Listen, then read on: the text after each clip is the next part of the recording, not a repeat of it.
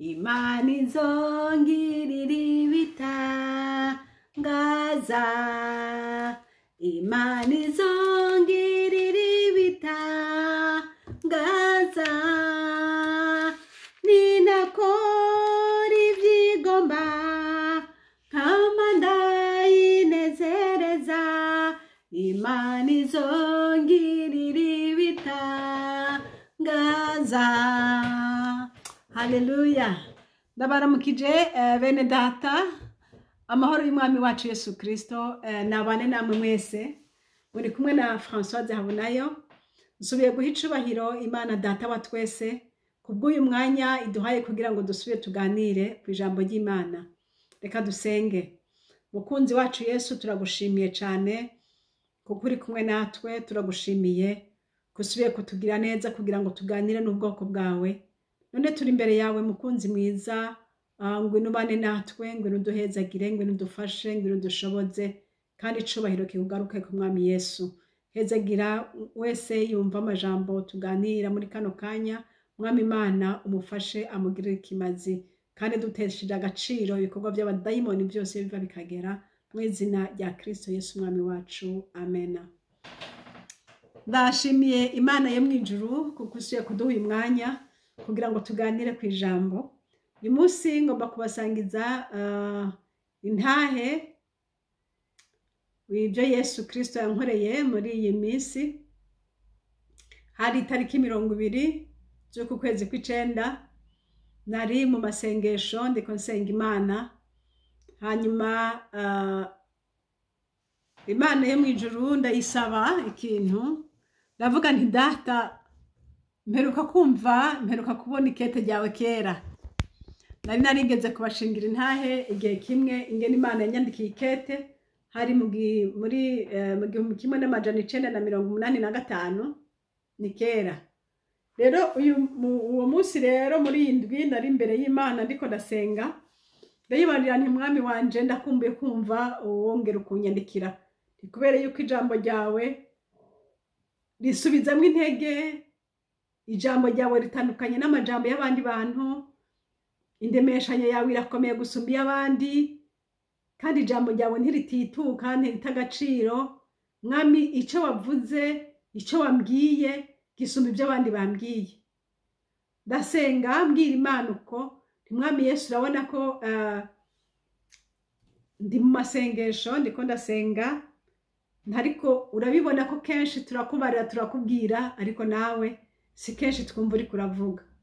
Ndavuga nti rero mwami, ndakwinginze unyandikire ikete, umbwire, uvugane nanje numve ko uri kurumva ibyo ndiko ndakubwira.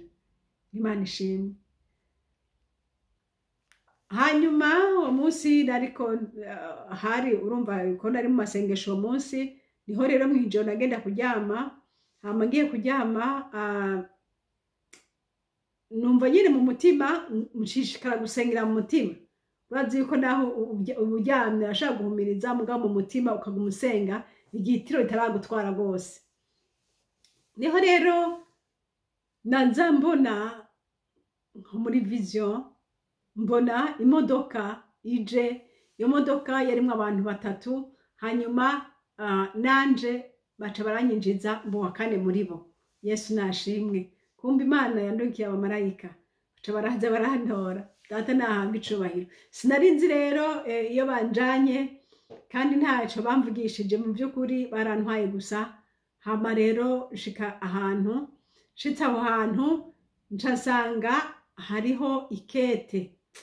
Haleluya, Imana yacu irumva nishimwe.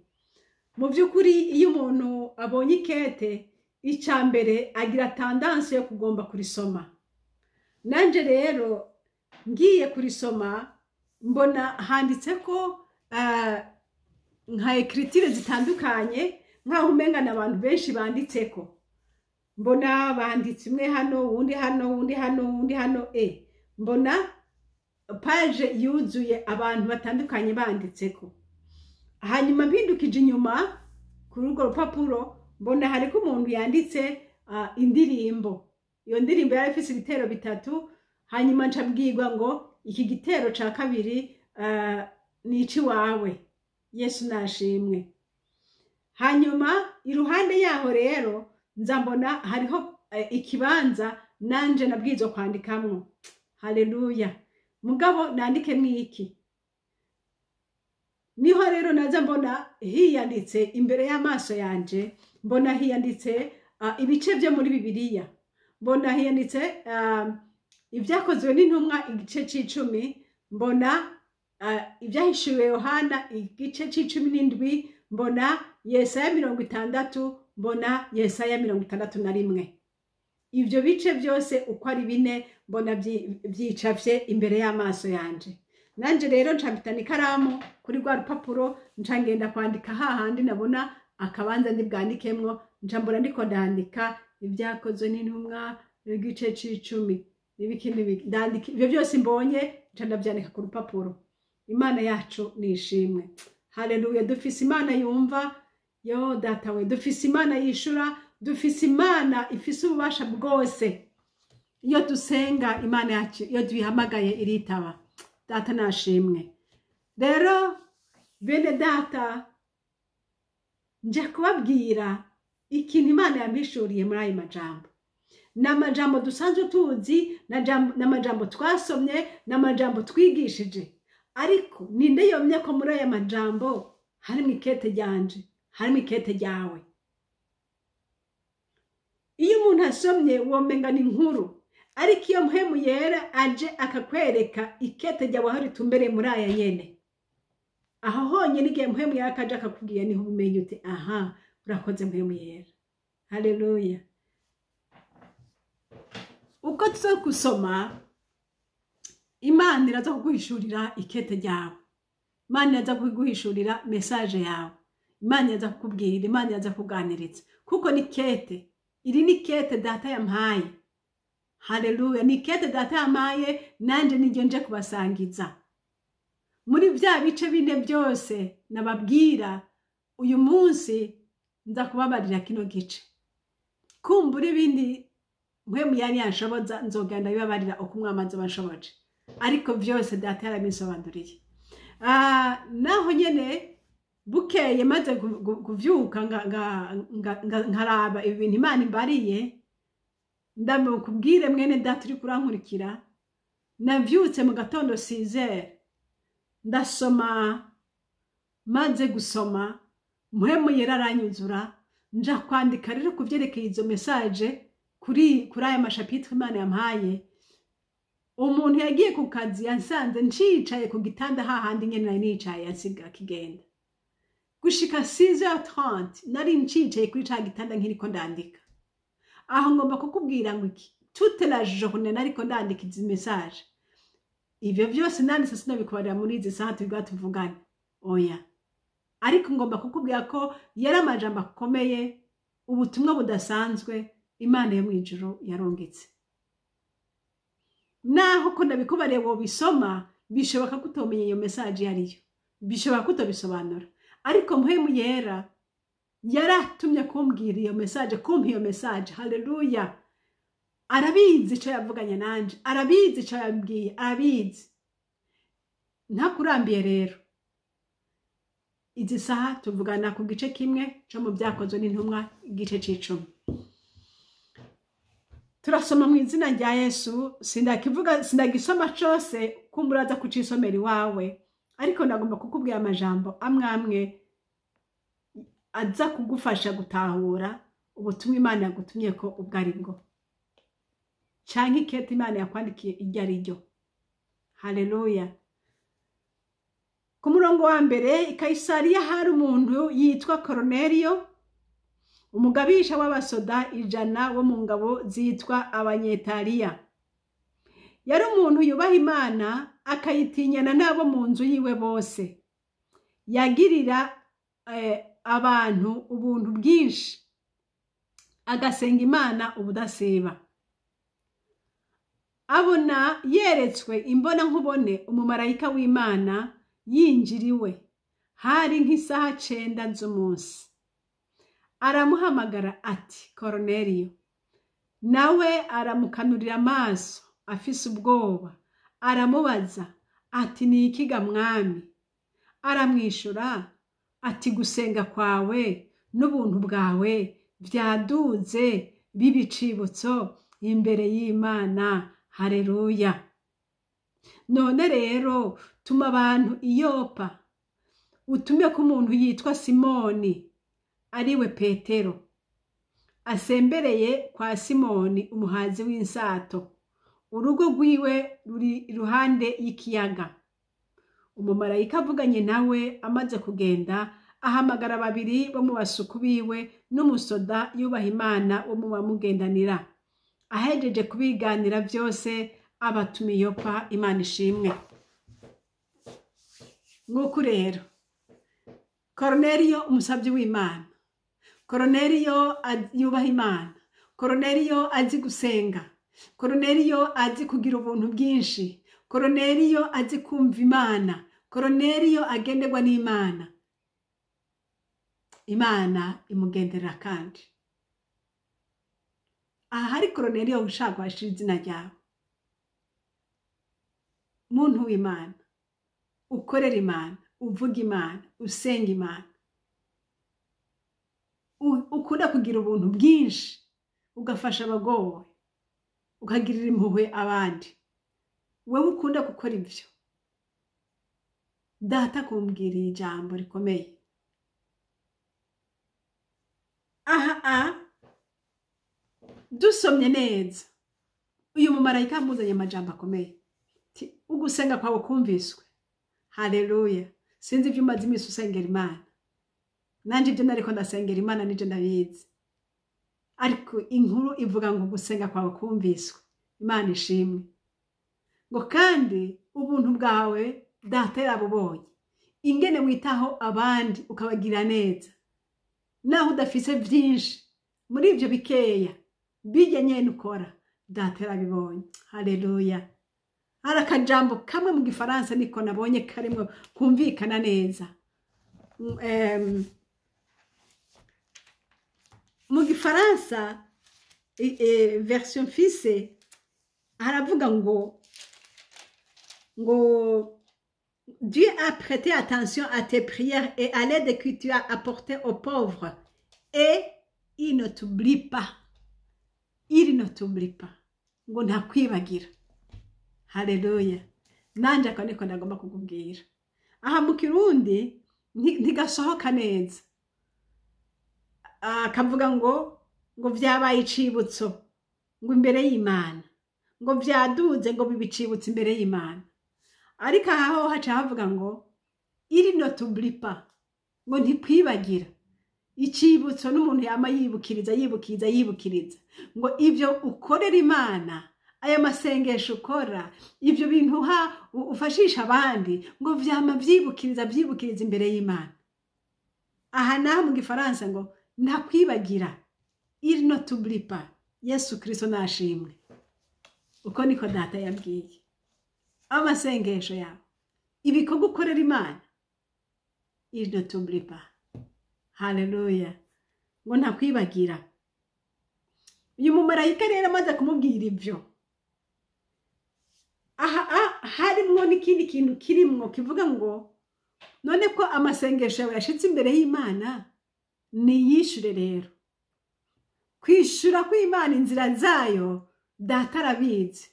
Bya bindi wasenga Imana data arafise inzira bizocamwo.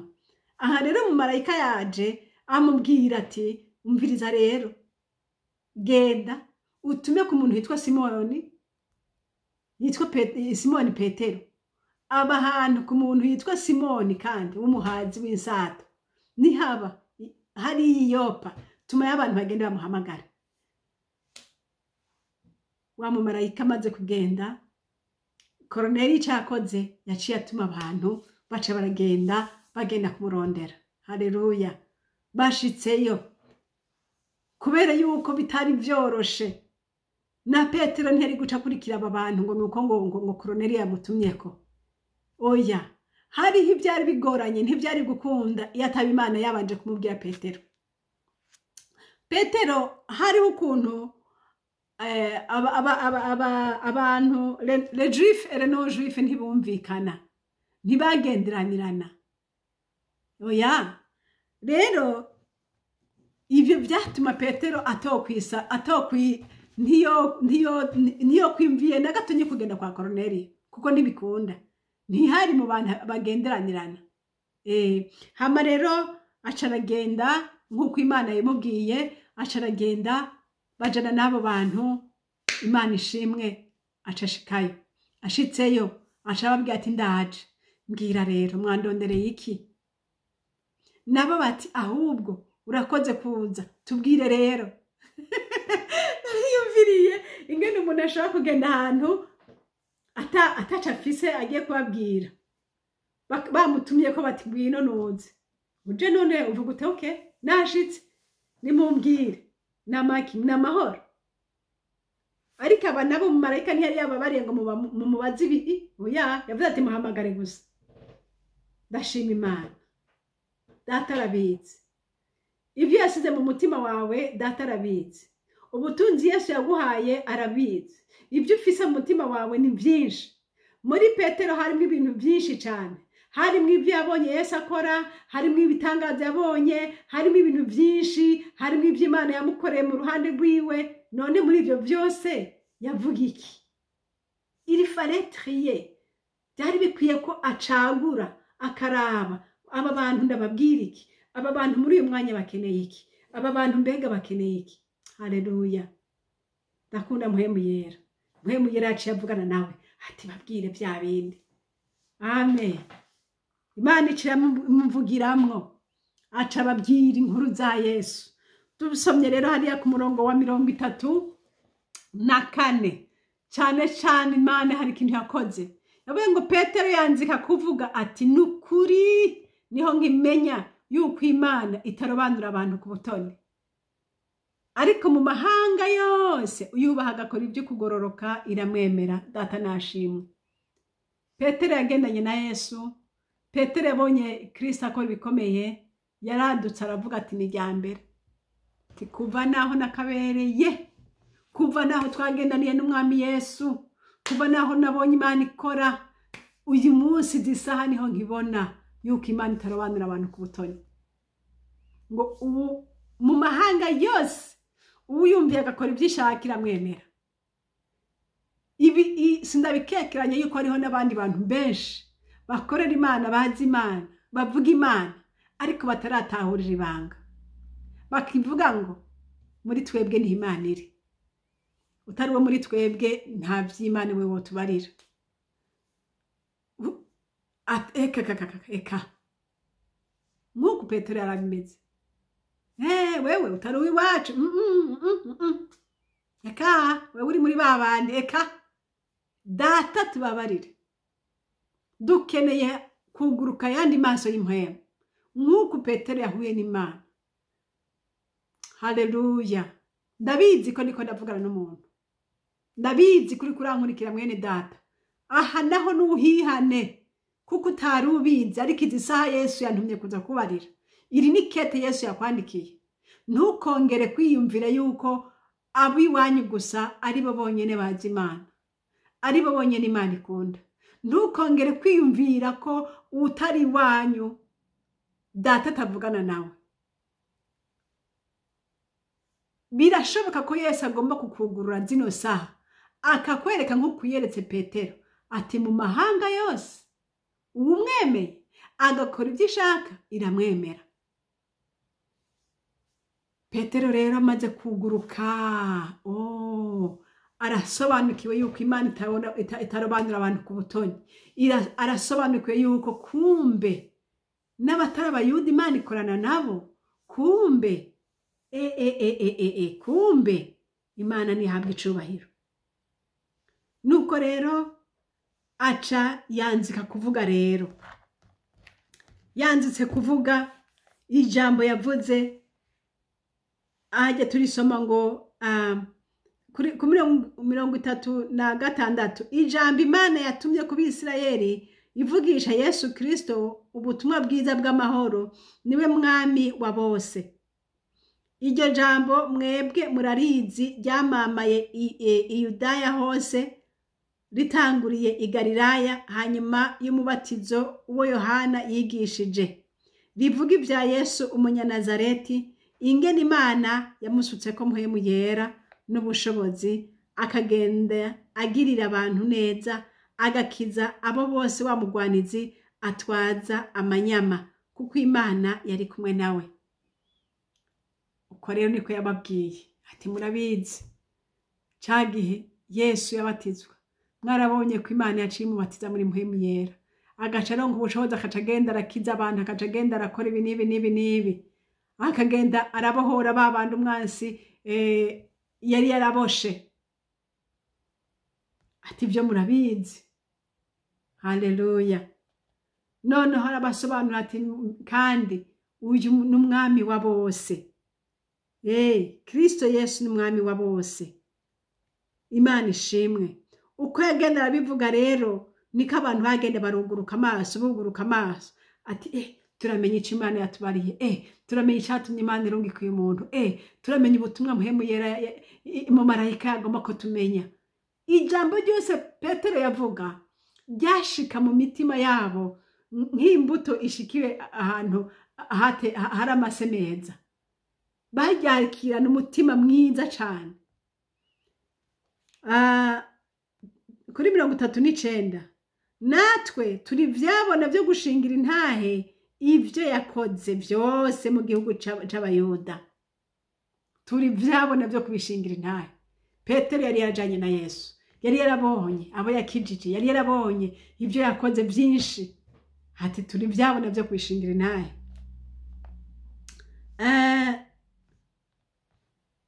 Kuri 40 uyo Imana iramuzura ku munsi ugira gatatu, imuha guserurwa ahibonekeza, si imbere y'abantu bose ariko imbere y'abivyabona byatoranijwe n'Imana, ivyo bitarabaho. Ni twebwe abasangiye nawe tujya kandi tunywa amaze kuzuka mu bapfuye, atugera kumenyesha abantu bose gushinga intahe ko ari Imana yashinze kuba umuca amateka w'abariho n'abapfuye.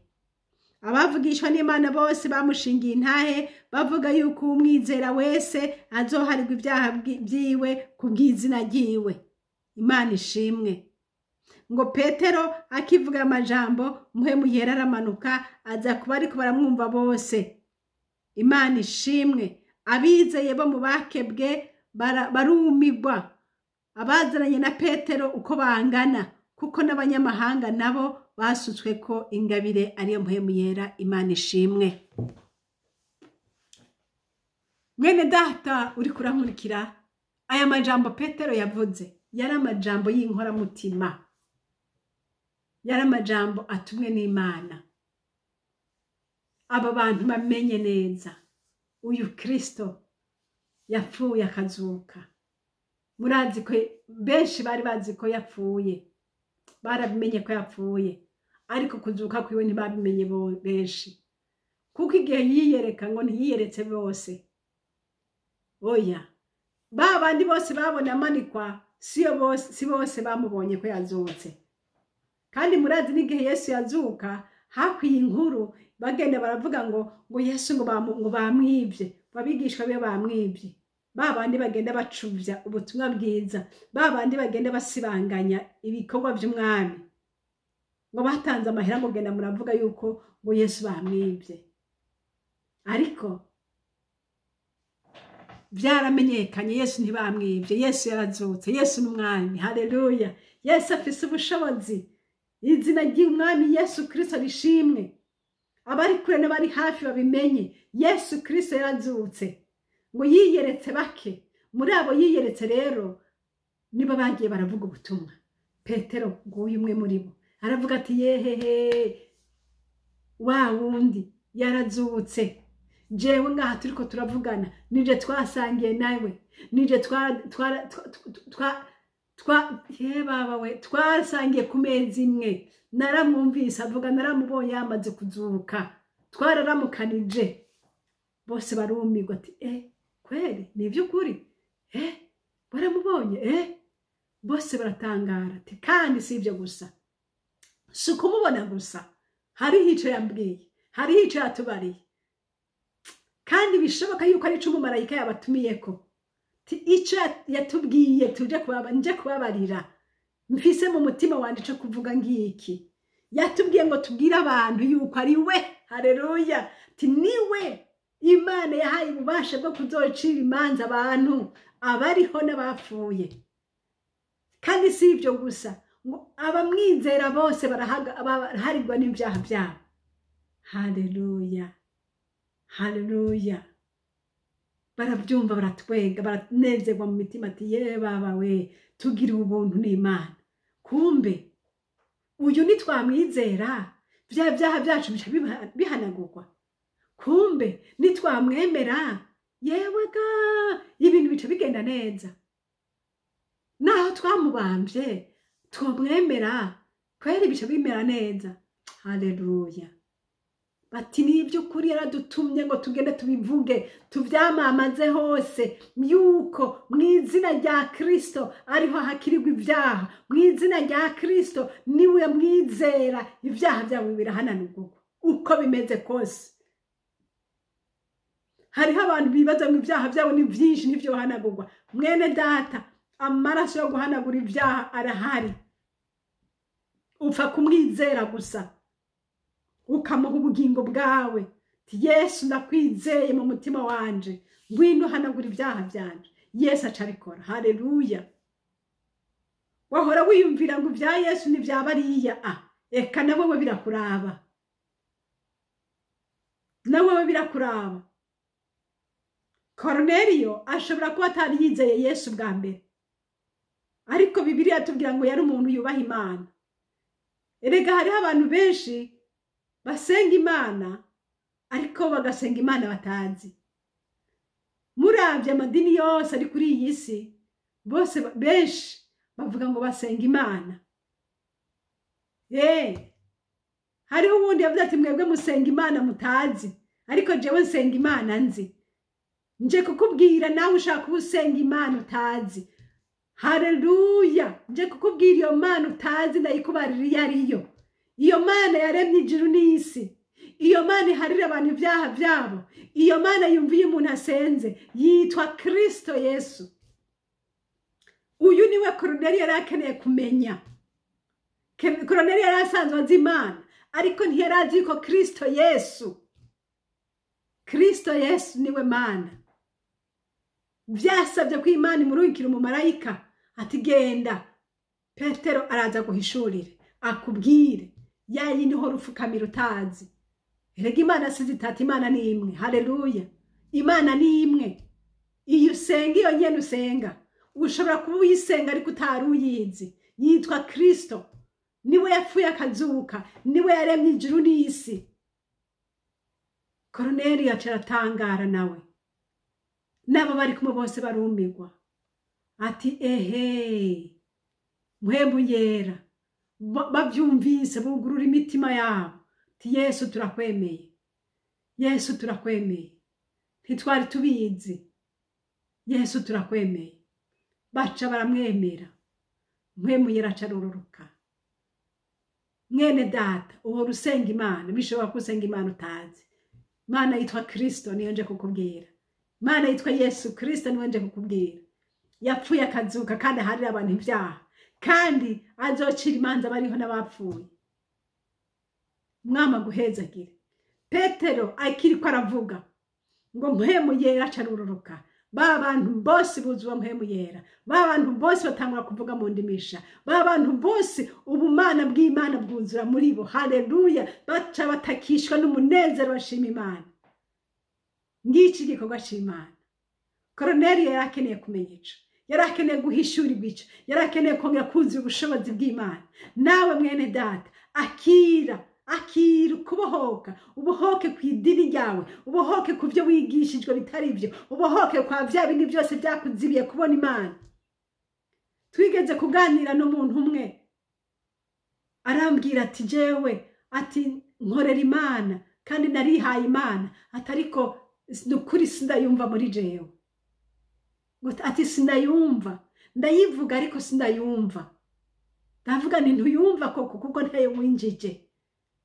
Niba wakiriye Yesu mu bwenge ukakira ya teoloji babigisha ukakira ibiki, mu mutwe ntibidona, mu mutima ariko. naciye ndamwatuza ntipfukama dusenge wature umwakire Yesu yinjire. Haleluya.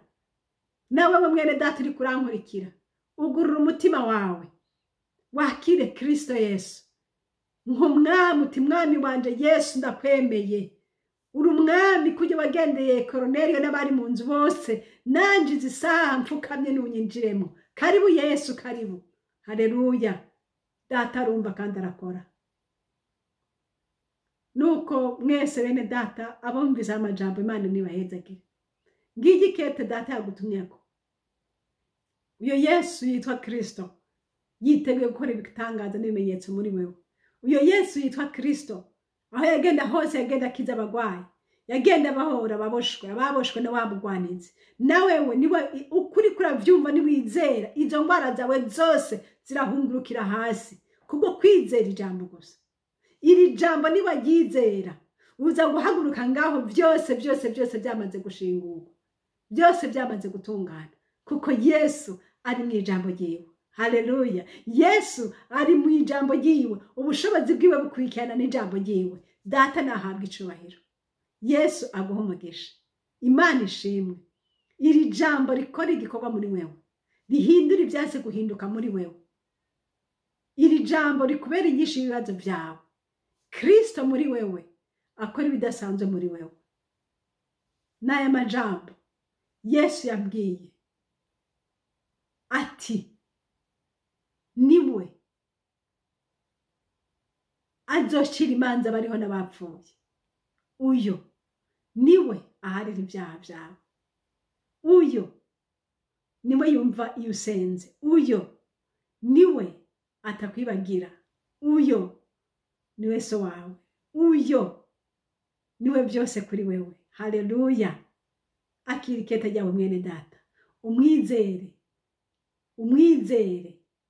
Avuze amajambo meza kuri wewe ngo ntazokwibagira, ntazokwibagira. Abandi bose bokwibagira ariko we ntazokwibagira. Kandi ngo arakuzi, arazi naho utuye, na adresse yawe arayizi. Ntugire ubwoba naho umuvyara wawe atazi aho utuye, naho nyokwanya atazi aho utuye. Ariko Imana data wa twese adresse yawe irayizi. Niyatuma abamarayika kugutabara ntibazozimira. Niyatuma umukozi w'Imana kanaka ntazozimira kuko azomudihija neza gusanga huri. Nuko rero Yesu nabahezagire. Ryari ryo kete ndabazaniye. Umwami Yesu Kristo abandikiye ngo muhumure, amasengesho yanyu arayumviye musenze. Kandi ibyo mukorera bera ngo data aravyandika. Kandi ibyo ngo bibicibutso imbere yewe. Imana data ibaha umugisha. Amen.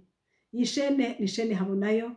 Kandi nomero za telefone nizazindi ni +46 768 0065 46. Imana data ibaha umugisha mwese. Amena. Data ndagushimiye kukuganiriye n'ubwoko bwawe. Ndagushimiye kubitangaza n'ibimenyetso ijambo ryawe rikora. Ndagushimiye kubisika byinshi bivuye ku maso yacu. Ndagushimiye ku bushobozi bwawe bujana n'ijambo ryawe. Yesu urakoze kuri aba bose babyumvise ko ritabasiga uko babyumvise bameze. Yesu urakoze ko ari wowe ugikora ibitangaza no gushika uyu munsi. Izina ryawe nirihabwa icubahiro. Urakoze mu izina rya Kristo Yesu niho ndabisenze. Amen. Haleluya.